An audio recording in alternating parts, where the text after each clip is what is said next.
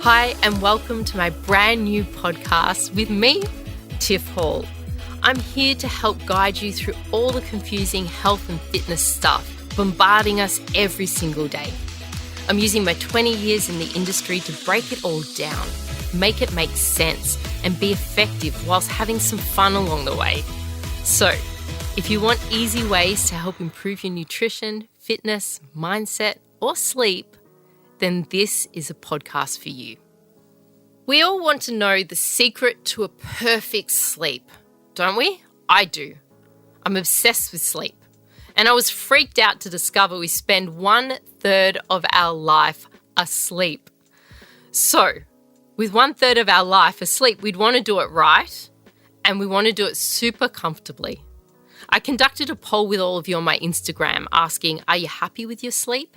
And 99% of you came back saying, no, I'm unhappy with my sleep. Truth is, trying to get a good night's sleep can be really exhausting. There are so many tips for a great bedtime hygiene. It's hard to know what will be the magical hack that will send us off to dreamland. Is it sleeping with socks on to regulate body temp? Is it lathering ourselves in lavender oil? Eating a banana for a shot of magnesium? Weighted blankets, meditation, blue light glasses, sleep vitamins, the perfect dressing gown, an infrared mat? The list goes on and on. Did you know a person who's been awake for 19 hours is as cognitively impaired as a person who is legally drunk? I remember those days with my babies, walking around like I'd had a couple of beers all day, so exhausted, so tired.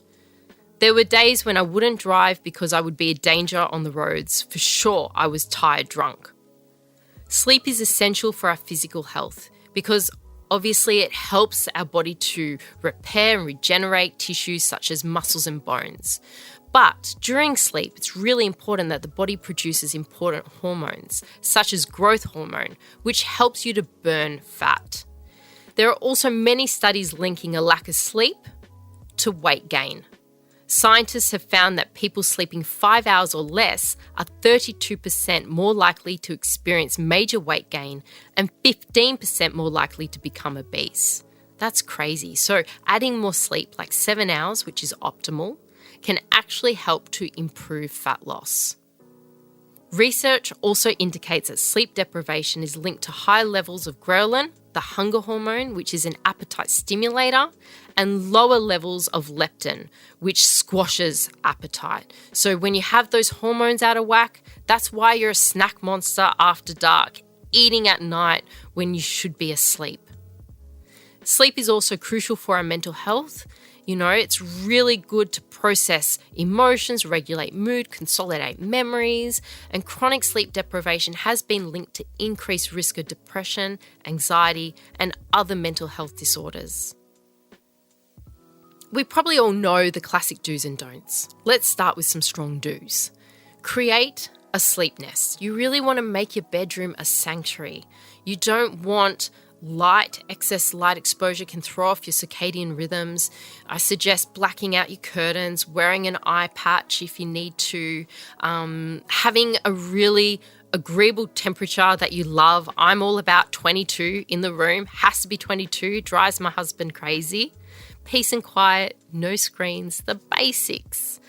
And my children both sleep with white noise, and they have slept like legends since they were babies. And studies do suggest that white noise can improve sleep. So, I don't know, there's something to it. Let's talk sleep syncing. Sleep syncing is a practice of adjusting your sleep schedule in order to align it with your natural circadian rhythms, right? So your circadian rhythm is your internal biological clock, and it can get disrupted by things like you being on your phone scrolling. And I know it's so lovely to be in bed scrolling Instagram, going into a big deep scroll hole in bed, but that blue light is disrupting your melatonin, and it's really, really bad for your sleep.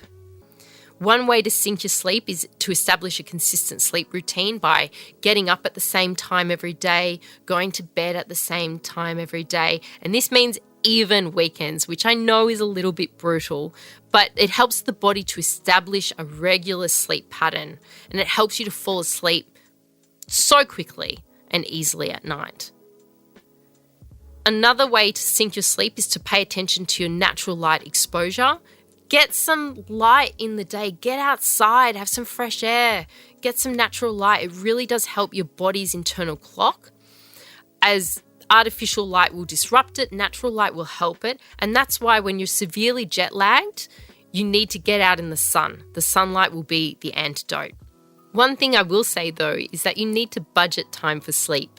If you want to make sure that you're getting the recommended 7 to 8 hours, then you need to build that time into your schedule. Consider your fixed wake-up time, then work backwards and identify a target bedtime. And then wherever possible, give yourself a bit of a buffer to wind down at night. I also like to do the reverse sleep-in, where I go to bed really early and I get up early because being a parent, there is no such thing as a sleep-in. But that also helps to budget time for sleep. So let's go through a pre-bed checklist. I'll run you through my evening routine. My husband does breakfast radio, so he's up at 4 a.m, which isn't ideal for me. It means he goes to bed very early. So 7 p.m, the kids are in bed, and that is the best feeling when I tuck their little bodies up in bed and they fall asleep and I have a sigh of relief. Some me time, it's great. Ed and I then have dinner together and he heads off to bed about 8 o'clock, which is very early. I like to wind down with some TV, but one of the best things I've ever done is I've set my phone to go to sleep at 7:30 and I disconnect from it. Oh, I love it so much. I used to be addicted to responding to emails, group WhatsApp, Slacks, DMs, all of it. I have an online business that never sleeps, so I thought it meant I could never sleep either. And I was always responding late at night. But now that my phone goes to sleep, it's the best. I'm not tempted, and people know that I'm not back on until 8 o'clock the next morning. I had to go off screens and stop working in bed because that was becoming a really bad habit for me. I'd taken a job where I was communicating with people in the US, in London, and so our days were flipped and they were contacting me during the night. They say reserve bed for sleep and sex only. You want a strong mental association between you, your bed, and sleep. So I really recommend banning work from between the sheets. Many studies show that screens keep your brain wired, making it hard to truly wind down. So having like TVs in your bedroom can be a bad idea. The blue light from devices can suppress your natural melatonin. And I had no idea that they were this strong. Absolutely suppresses the melatonin. And not only does it suppress melatonin, but as you age, your melatonin drops anyway. So you're already in a deficit. So bad.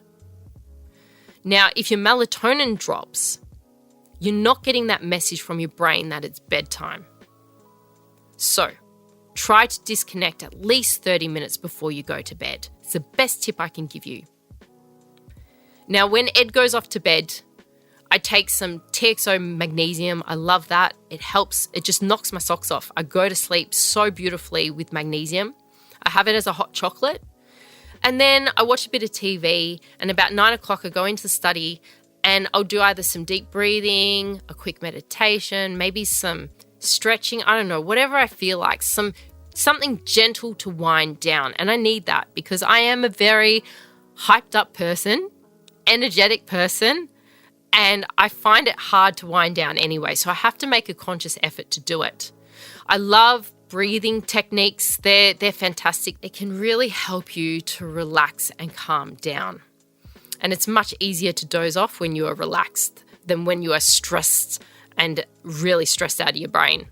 Then I simply brush my teeth, slap on some skincare, and I join Ed in bed about 9 p.m. I found journaling and meditation has been a big game changer, and sometimes I will journal in this time in my study. And just doing a brain dump and getting rid of all of my worries really helps, just having that paper near me, and also designating worry time. I used to really stress lax in bed. When you stress and relax, I don't know, I would be thinking about everything from kids' schedules, work, financial pressures. I'd be listing groceries I need to buy in my head, RSVPs to kids' parties I hadn't responded to. Oh, that school excursion, I've got to get gumboots for Arnold. I would be going through everything in my mind, and the stress would keep me up. So now I do this thing where in the morning I just designate a few minutes to worry time, and I write down all my worries, and then I go about being proactive to fix them. This way, there's no worrying in bed, and I simply say to myself when I'm trying to get to sleep, now is not the time for that. So that's my night routine. But what about during the day? Prepping for a good night's sleep can begin from the moment you wake up. One of my top pro habits for a good sleep has to be daily exercise. And yes, I'm a personal trainer, so I am very biased. But I love exercise because the benefits are just so transformative. Most experts advise against intense exercise close to bedtime, but I say, nah, don't listen to them, okay? I don't think the research is really strong on that.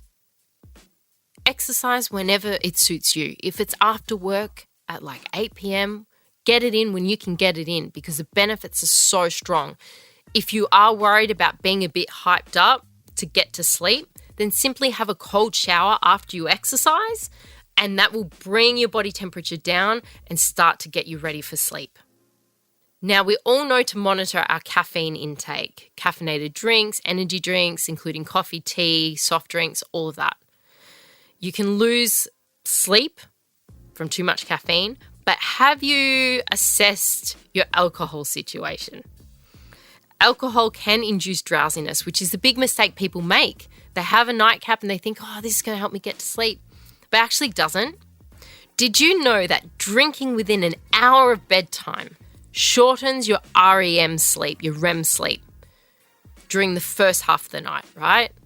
So it shortens your deep sleep and you're not enjoying that deep sleep for long. Plus, your liver works so hard to soak up the ethanol from your bloodstream that your body actually goes into a bit of withdrawal, giving you a horrible restless sleep for the rest of the night. So you're really not getting good quality sleep, and that's what we're all about here, getting a good quality sleep.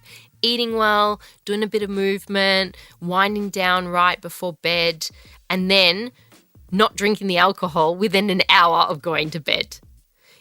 Have a glass of wine with dinner? Sure. But then try this. Try switching to some cherry juice just before bed, or have some magnesium. Cherry juice is nature's natural melatonin. It has melatonin in it. How incredible is that? And it has anti-inflammatory properties. It's also high in antioxidants, so it helps your body to repair while sleeping too. Research shows that older women and men slept better and for longer when they drank cherry juice before bed. So cherry juice is high on my list. I include it in my night supplement. It is so powerful. And I love magnesium. It is a staple. It triggers the parasympathetic nervous system, your rest and digest mode. That's what you want. And I also don't mind a little bit of valerian root tea. It's fab. Whilst melatonin enhances that deep sleep, the valerian can help you fall asleep much faster. So we want both those things.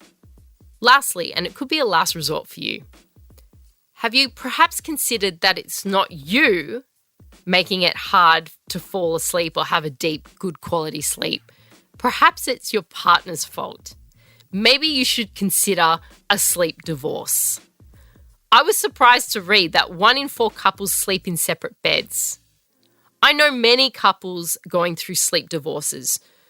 I have friends and even friends saying to me, hey, you should consider a sleep divorce because my husband goes to bed so early, the lights are out, and that stops me from reading at night. And I love reading at night. We haven't made the switch to separate rooms yet, but I must admit, I really do miss my reading before bed. So Ed, if you're listening, watch out. Could be separate bedrooms. So there you have it, some of my best tips to catch more Z's. I hope it helps. Thank you so much for listening to Bounce Forward. I love having your company and I love connecting with you. So reach out to me on Instagram at tiffhall_XO. I love hearing your feedback and stories. It really helps me to bring you eps that will keep us bouncing forward together. Thanks for listening. Happy days.